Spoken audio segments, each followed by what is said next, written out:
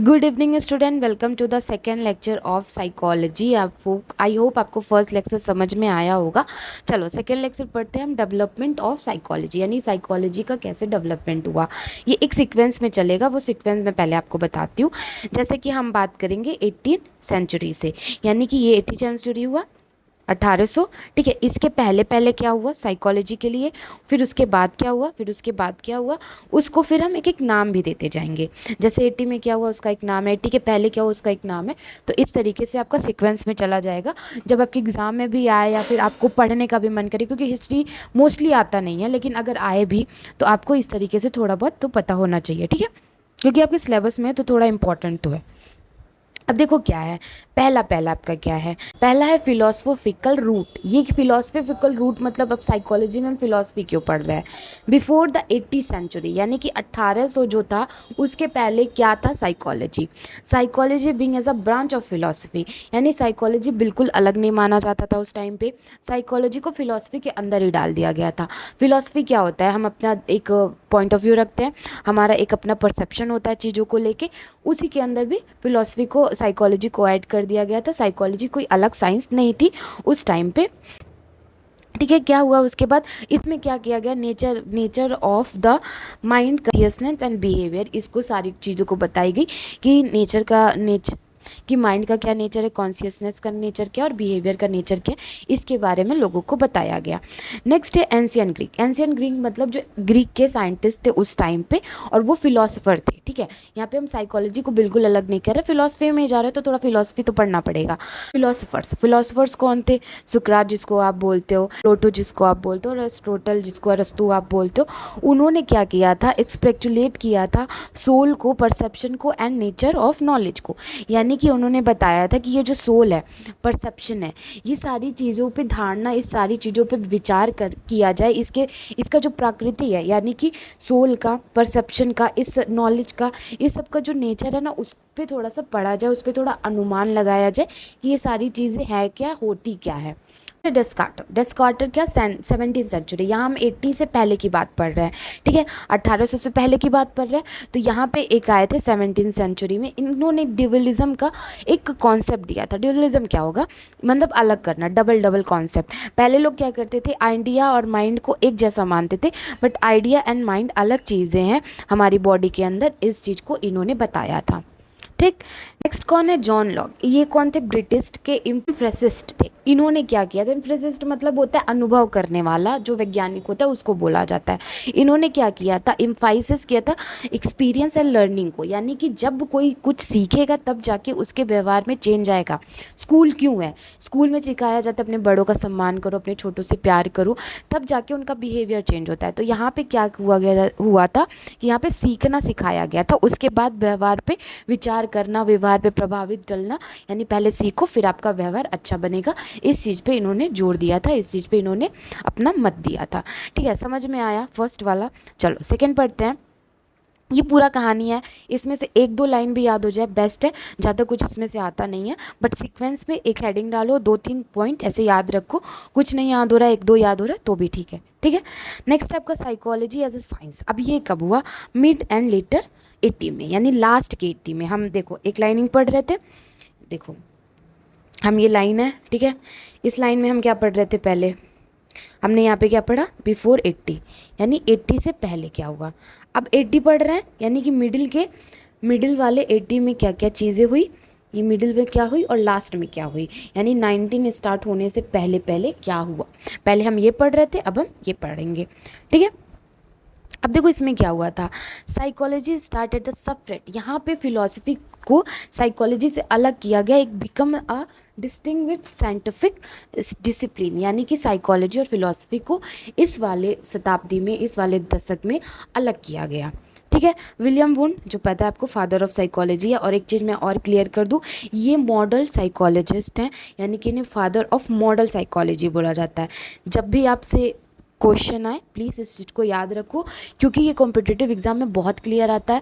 Father of psychology, father of model psychology, father of psychiatric, ये सब बहुत commonly पूछा जाता है, डायरेक्ट क्वेश्चन आता है, तो इस सब से आप याद रखो। इन्होंने स्टैब्लिश किया था फर्स्ट साइकोलॉजिकल लैब, जो हम प्रीवियस लेक्चर में पढ़ चुके हैं। ठीक है, क्या प्रमोट किया गया था स्ट्रक्चरलिज्म में। स्ट्रक्चरलिज्म मतलब study of structure of mind, यानी माइंड का जो स्ट्रक्चर है ना वो through the intro inspection. Intro inspection मैंने पहले भी बताया है कि जब आप अपने मन की चीज़ें पढ़ने लगते हो तब उसको इंट्रोस्पेक्शन बोला जाता है। तो यहाँ पे क्या है, study of structure of mind, यानी माइंड का कैसा स्ट्रक्चर है ये आपको अपना माइंड खुद ब खुद बताएगा, ये आपको खुद ब खुद ढूंढना पड़ेगा, यहाँ पे ये मानना था। नेक्स्ट है आपका विलियम जैम। ये कौन थे, यूएस के साइंटिस्ट थे। इन्होंने क्या फाउंड किया था, फंक्शनलिज्म। फंक्शनलिज्म मतलब क्या होता है, यहाँ पे फोकस हो रहा था माइंड के फंक्शन के प्रोसेस का, यानी कि हमारा माइंड कैसे प्रोसेस करता है। पहले कोई चीज़ हम सोचते हैं, फिर उसको हम फील करते हैं, फिर उस पर हम काम करते हैं।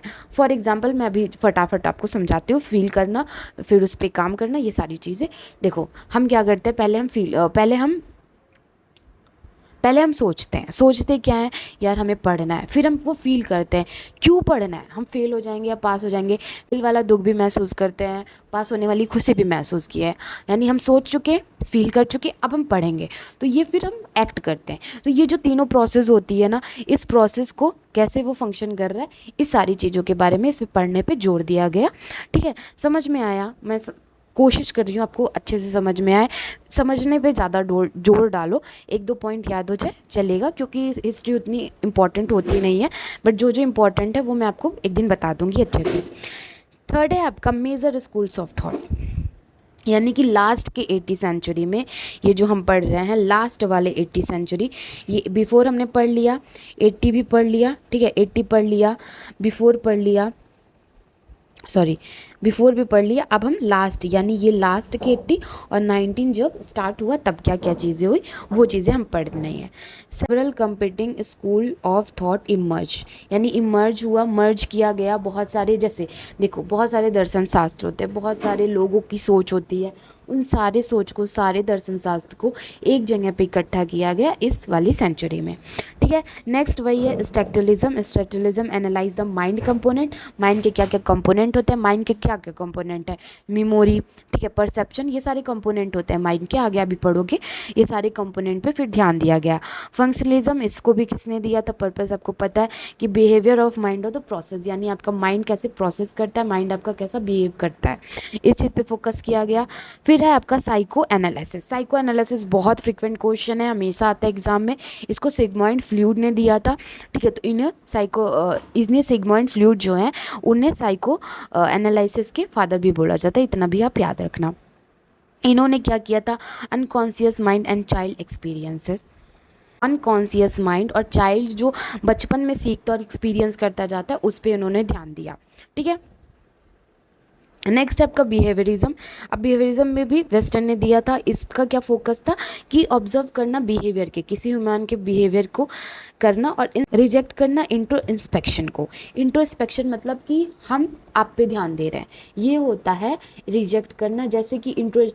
जैसे इंट्रो इंस्पेक्शन क्या होता है, हम अपने माइंड को खुद पढ़ रहे हैं, यहाँ पे रिजेक्ट किया जाता है, यानी कि मैं आपको ऑब्जर्व करूँगी कि आप कैसे बिहेव कर रहे हो, आप खुद नहीं वो चीज़ देख रहे हो, मैं देखूंगी कि आप वो चीज़ें कैसे कर रहे हो, तो यानी कि बिहेवियर को ऑब्जर्व करना भी स्टार्ट किया गया।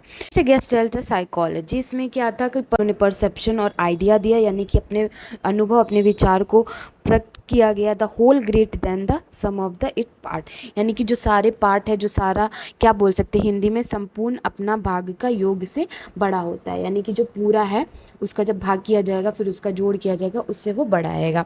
ठीक है, समझ में आया। चलो कॉग्निटिव पढ़ते, कॉग्निटिव रिवोल्यूशन क्या होता है। 1915 में ये क्या हुआ, 15 के स्टार्टिंग में हमने पढ़ लिया क्या हुआ, अब 15 के बीच में क्या हुआ, यानी 1950 में क्या हुआ और 1917 तक, ये दोनों 20 साल में ये सारी चीज़ें, अब साइकोलॉजी में क्या हुआ, यहाँ पे रिएक्ट किया गया अगेंस्ट द बिहेवियरिज्म लिमिट, यानी कि यहाँ पे लिमिट जो है वो उस पर कोई जोड़ नहीं है, किसी का बिहेवियर कैसे भी हो सकता है, किसी को विरोध करना है तो वो विरोध भी कर सकता है, मतलब सबको फ्रीडम है, इस चीज़ पे ध्यान दिया गया। इसके बाद है focus on the internal mind process. Internal mind process यानी आप कैसे सोच रहे हो, आप कैसे, देखो कॉग्निटिव कहीं भी आएगा, मैं पहले भी बता चुकी हूँ, कॉग्निटिव कहीं भी आएगा वहाँ मेमोरी, लैंग्वेज, थिंकिंग, ये सारी चीज़ें आएगी, डिसीजन मेकिंग, यानी ये सारी चीज़ें इंसान कैसे कर रहा है उस चीज़ पे पढ़ना स्टार्ट किया गया। पहली बात, व्यवहार का कोई लिमिट ही नहीं है, किसी चीज़ का कोई लिमिट नहीं है, मैं जिस चीज़ पे जो सोच रही हूँ, हो सकता है आप उसी चीज़ पे सेम चीज़ें ना सोच रहे हो सकता है 10 जन को बिठा दो, सबका सोच अलग हो उस टॉपिक पे, हो सकता है मैच भी कर जाए, तो कोई लिमिट नहीं है। तो इसके विरुद्ध में एक रिएक्ट किया गया। सेकेंडली क्या था कि फोकस किया गया इंटरनल मेंटल प्रोसेस पे। एंड थर्ड क्या किया गया, फिर 1950 में क्या किया गया, इन्फ्लुएंस किया गया एडवांस कंप्यूटिंग को। यानी यहाँ पे क्या था कि जो कंप्यूटर है, उस कंप्यूटर को भी देखो गुणा भाग पहले यही लोग करने के लिए ये सब बनाए थे, गुणा भाग करने के लिए। अब इंटरनेट आ गया तो उसको भी उस पे वो चीज़ काम कराएगा कि इंसान का दिमाग कैसे काम कर रहा है, फिर कंप्यूटर का दिमाग कैसे काम कर रहा है। तो इस सारी चीज़ों पर फिर हमें कॉग्निटिव एवोल्यूशन 1950 से 1970 तक हम यहाँ तक पहुँचे। अब देखो फिफ्थ क्या है, फिफ्थ क्या है, contemporary psychology. Contemporary psychology means मतलब होता है कि एक साथ कई चीज़ों का चलना। कब ये सारी चीज़ें चल रही थी, 1918 से आज तक वो सारी चीज़ें चल रही है। मॉडल साइकोलॉजी यहाँ पे आ गई थी, इंक्लूडिंग मैनी परसेप्टिव, बहुत सारे परसेप्शन, बहुत सारे परसेप्शन थे उसके। देखो उसके बाद क्या है, bio psychology, neuro science, behaviour, relationship, यानी हम अपने ब्रेन को भी पढ़ते हैं, ब्रेन के सेल्स को भी पढ़ते हैं, फिर वो सेल कैसे काम कर रहा है, हार्मोन कैसे काम कर रहे हैं, सब कुछ पढ़ते हैं। पहले इतनी टेक्नोलॉजी नहीं थी, तो ये सारी चीज़ें अब एक साथ चल रही हैं, यानी कि बायोलॉजी एंड साइकोलॉजी एक साथ चल रहा है। नेक्स्ट है कॉग्निटिव साइकोलॉजी, सेम चीज़ है, मेंटल प्रोसेस, आपका दिमाग कैसे काम कर रहा है। डेवलपमेंट साइकोलॉजी, पूरे लाइफ टाइम में जो बच्चा पहले तुतला के बोलता था, जिस बच्चे को पहले ये नहीं समझ आता था कि डिहाइड्रेशन क्या होता है, हाइड्रेशन क्या होता है, आज वो उस चीज़ पे फोकस कर रहा है, उस पानी ज़्यादा पी रहा है। तो ये पूरे लाइफ स्पैन में जो उसकी चेंजेस आई है, बहुत सारी चीज़ों को लेके चेंजेस, वो सारी चीज़ें पे ध्यान दिया गया। क्लिनिकल साइकोलॉजी, क्लिनिकल साइकोलॉजी बहुत अच्छी चीज़ है डायग्नोसिस और ट्रीटमेंट करने के लिए। एक चीज़ मैं आपको बता दूं कि जब कोई इंसान बहुत बीमार होता है तो वो कभी कभी साइकोलॉजी भी ठीक हो जाता है। उसको जब हम बोलते हैं, उस इंसान को बीमारी कब ज़्यादा घेर लेती है कि उसको लगता है कि अब मेरी ज़िंदगी में कुछ बचा ही नहीं है, कुछ है ही नहीं, तो हम उसको साइकोलॉजिकल सपोर्ट देते हैं। नहीं, आपका जीना ज़रूरी है, आपके बच्चे हैं, आपकी बीवी है, आपका फैमिली, आपका खुद का लाइफ है, उसको सपोर्ट देते हैं, तो जाके लोग ठीक हो पाते हैं, ट्रीटमेंट कर पाते हैं। नेक्स्ट है positive psychology, focus on strength and wellbeing, यानी पॉजिटिव साइकोलॉजी में फोकस किया गया स्ट्रेंथ, यानी ह्यूमन का क्या स्ट्रेंथ और वेलबींग क्या है। ठीक है, नेक्स्ट है सिक्स्थ वाला, इंटीग्रेटेड एंड ग्लोबल एक्सपेंशन। ये क्या है, यहाँ पे मतलब ग्लोबली कैसे साइकोलॉजी को माना जा रहा है, यानी उसका कैसे डेवलपमेंट हुआ, पूरी जगह पे कैसे गया। इंटीग्रेटेड मतलब होता है एक साथ एकत्रित कैसे हुआ। ठीक है, यहाँ पे क्या है, कल्चरल साइकोलॉजी, यानी कि स्टडी किया गया कि कैसे कल्चर इन्फ्लुएंस करता है।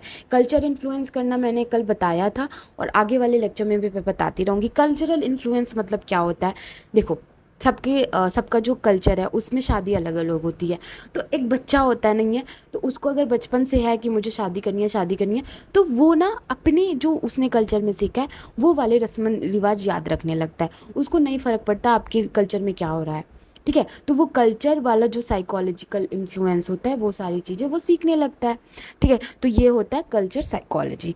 नेक्स्ट है evolutionary psychology, examine how behaviour may be have the shape of evolution, यानी कि कैसे कैसे आपका बिहेवियर एवोल्यूशन पे, यानी क्या होता है कि आपका बिहेवियर ही नए चीज़ों को बताता है। जैसे कहते हैं ही जननी है, यानी कि जब आपको किसी चीज़ की आवश्यकता पड़ेगी तभी आप उस चीज़ पे फोकस करोगे। तो यहाँ पे क्या हुआ कि जब जब आपकी बिहेवियर में अच्छा चेंजेस आने लगे, आप उससे ऊपर जाने लगे, उससे ऊपर जाने लगे, तो ऐसे साइकोलॉजी ग्लोबली चलने लगा। Psychology and technology, psychology and technology emerge हुआ। एआई, देखो एआई भी हमारे से सेमली बात करता है। अगर मैं एआई से बोलूँ, किसी भी एआई से, जैसे चैट जीपीटी आता है, जेमिनी हो गया, ये सारी चीज़ों पे ना जब आप जाके वहाँ पे लिखो कि मैं आज सैड हूँ, तो वो एकदम इंसान की तरह पूछता है क्या हुआ आपको, बताइए कैसे हुआ। भाई उसके पास माइंड थोड़ी ना, उसके पास इमोशन थोड़ी ना, फिर भी वो सिर पे वो काम कर रहा है। तो वो मतलब वो समझ रहा है उस चीज़ को। वो हमें ये नहीं कहता ठीक है रहो सैड, मुझे क्या करना है, ऐसे नहीं कहता। वो उस चीज़ को समझता है कि इस इंसान को क्या चीज़ की ज़रूरत है। तो बनाया तो इंसान नहीं है, तो इन दोनों चीज़ों पे सेव करता है। अब कुछ माइल्ड स्टोन यानी डायरेक्ट क्वेश्चन वाले चीज़ें। ठीक है, फर्स्ट साइको लैब आपके विलियम वुड ने दिया था 1979 में। कौन सा था आप यहीं पे साइड में लिख लेना जब आप नोट्स बनाना। फिर 1819 में विलियम जेम्स ने पब्लिश किया था प्रिंसिपल ऑफ साइकोलॉजी को। ये सब डायरेक्ट आने वाले क्वेश्चन है। फिर 19 में फ्लूइड जो थे उन्होंने इंटरप्रिटेशन ऑफ ड्रीम, यानी कि ड्रीम कैसे एक दूसरे से लिंक होती है, हमारे जीवन से लिंक होती है, ये सारी चीज़ों के बारे में बताया था। ये पूरी थ्योरी या प्रिंसिपल आगे आगे पढ़ते जाओगे, बट कुछ माइलस्टोन है जो आपके डेट के साथ आपको याद हो जाने चाहिए। नेक्स्ट है 1930 में वेस्टर्न ने क्या दिया, था, लॉन्च किया था बिहेवियरिज्म को। फिर है आपका 1950 में रेज द ह्यूमनिस्टिक साइकोलॉजी, यानी ह्यूमन पे कैसे साइकोलॉजी को फोकस किया गया। फिर है 1916 में कॉग्निटिव रिवोल्यूशन बिगिन, ये आपने पढ़ा ही आगे। फिर 2000 में advance brain imagine and neuroscience start किया हुआ। ठीक है, तो ये पूरा एक शॉर्ट में था। होप आपको समझ में आया होगा। अब मैं थ्योरी एग्ज़ाम की बात करूँ तो इतना इंपॉर्टेंट नहीं है, एग्ज़ाम में क्वेश्चन वगैरह नहीं आता, बट आपके सेमेस्टर में मतलब आपके इंटरनल एग्ज़ाम में, आपके टेस्ट में ये सब कुछ आ सकता है। फिर भी मैं कहूँगी कि कोई भरोसा नहीं है, एग्ज़ाम फाइनल एग्ज़ाम में भी आ सकता है। एक बार बना लो नोट्स, मैंने समझा ही दिया है, पर बना लो, कभी कभार टाइम मिले तो इसको पढ़ लेना। इसको ज़्यादा ज़रूरी तो नहीं है, बट फिर भी पढ़ना ज़रूरी है बिकॉज सिलेबस में है। ठीक है, होप आपको समझ में आया होगा। कल के लेक्चर में हम आगे की चीज़ें कवर करेंगे। Thank you so much for watching this video. Do like share subscribe, और बहुत सारी चीज़ें आने वाली है इस चैनल पे, तो चैनल को सब्सक्राइब करके रख लो। Bye bye.